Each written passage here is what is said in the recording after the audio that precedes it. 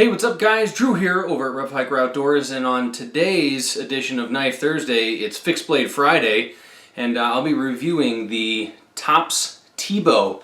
This is a pretty cool knife designed by Brian Griffin, and this is made out of S35 VN, so kind of a departure from what Tops mostly uses, so stick around guys. Okay guys, so we are back for the this review, and obviously I'm just going to roll in a bunch of stuff as I talk about this, about me using this thing and what I like about it, what I don't like about it, stuff like that. So I'll let you just kind of watch and look at this thing while I talk about it. So first off, I really like this knife for its intended purpose, which I think is a companion knife. I don't think it's quite big enough to be kind of like your main belt knife.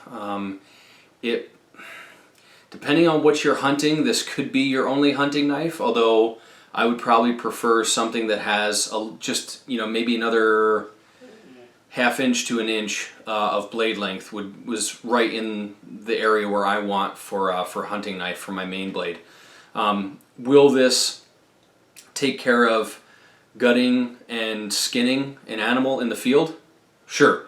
And you know, of course, guys, I'm going to talk a lot about hunting, you know, just in probably the next several videos because it's hunting season and I'm excited. So, you know, a lot of times I kind of see things through the lens of the season and what I'm into at the moment. So right now it's hunting season.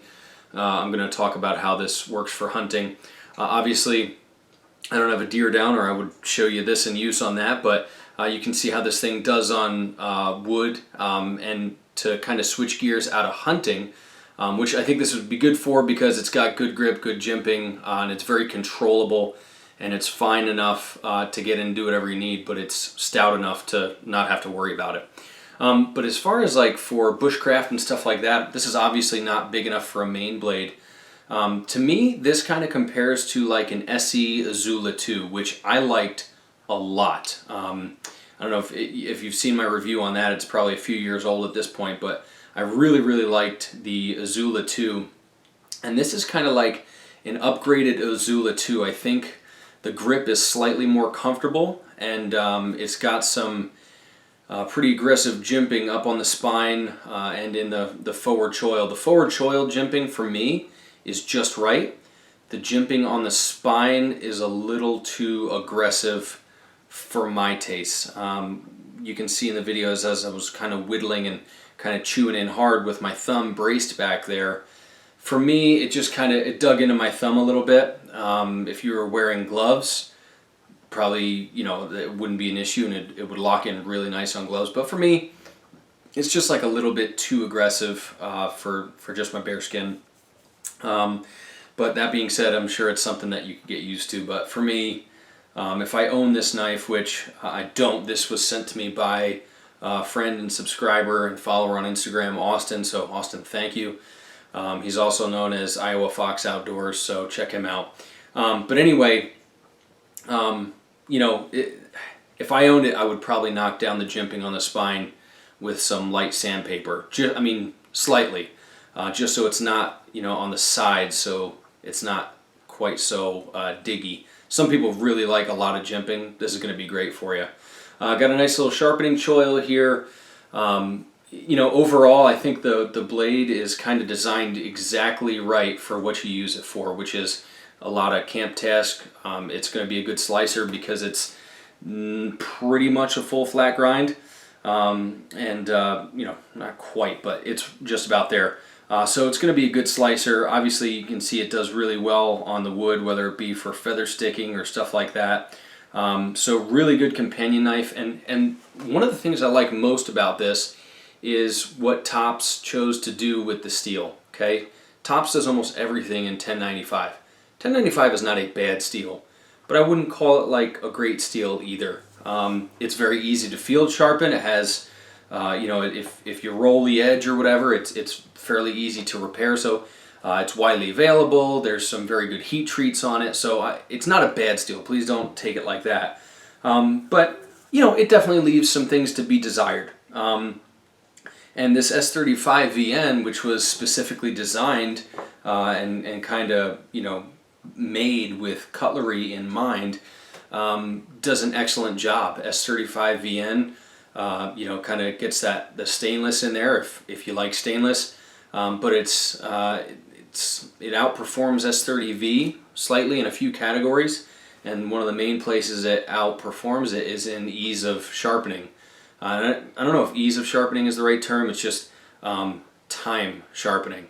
No knife is really, I don't want to say no knife, but most knives aren't hard to sharpen. Most steels aren't hard to sharpen. Some just take longer than others. So will this touch up as quickly as 1095? No, it definitely won't. But it's definitely going to hold the edge quite a bit longer. So, you know, S35VN is a good, solid performer. I think it was a wise choice for something like this. You're not going to have to worry about maintenance. You're not going to have to worry about corrosion for the most part, unless you're obviously salt water or you're just leaving it soaking wet inside of a leather pouch for, you know, a while.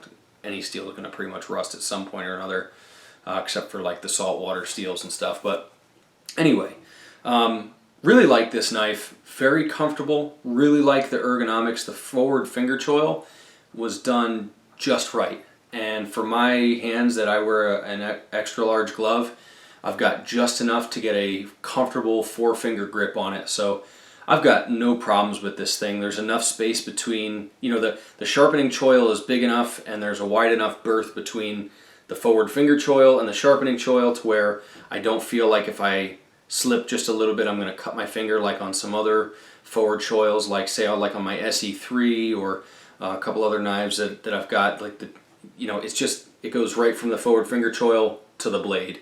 And I feel like if I slip forward, I could cut myself. But I like the way this is done. I like the jimping inside the finger choil. I don't like my dog hacking in the background. Anyway, guys, I really like this knife. Very well thought out for what it is. Companion knife. You could, I could even see this as a neck knife if you're a neck knife person. I think it's small enough and light enough to do that. I think they did the thickness on the steel just right. I think the stock is just right. You know what? You guys know that I'm not like a technical specs with that kind of stuff. I don't really bring that stuff up. But to me, it looks like about 1/8 of an inch, which is just right. Plenty strong, but still easily ground. You know, to be fairly thin behind the edge, so you have really good. So the knife does what it's designed for, which is cut. You know, first and foremost. Knives aren't meant to be pry bars, they're meant to be, you know, cutting tools. So this does really well. Lots of strength, but also lots of sliciness. So anyway, guys, hope you enjoyed this. I know I have.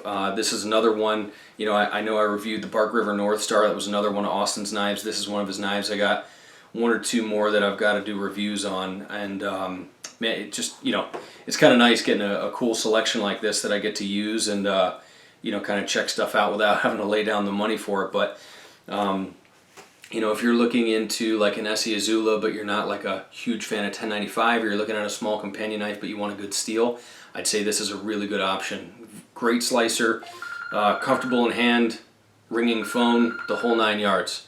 I'll be right back to finish this up. And we're back. Sorry for the interruption, folks. Anyway, let me finish up my thoughts on this knife. Good ergos, well designed, good steel.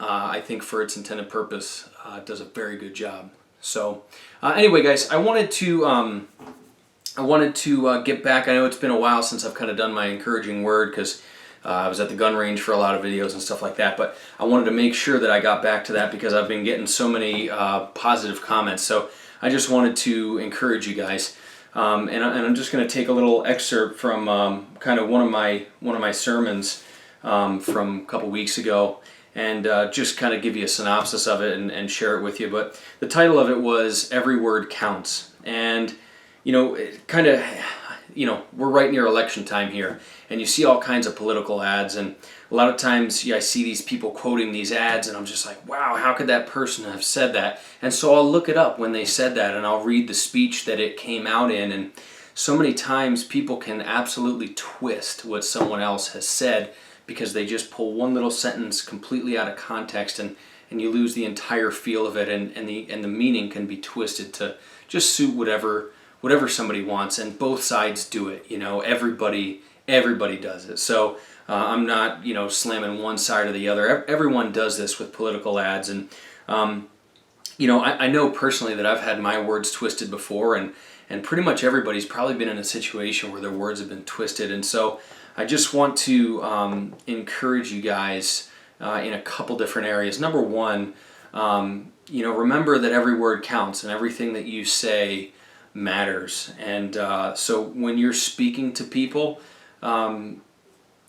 just no matter how divided things get, you don't have to be part of that. You can still show people love and respect, and show them the love of God, no matter what they believe in, or no matter what religion they are or anything like that. You still need to show them love and show them respect, and be dignified with them, because every word counts.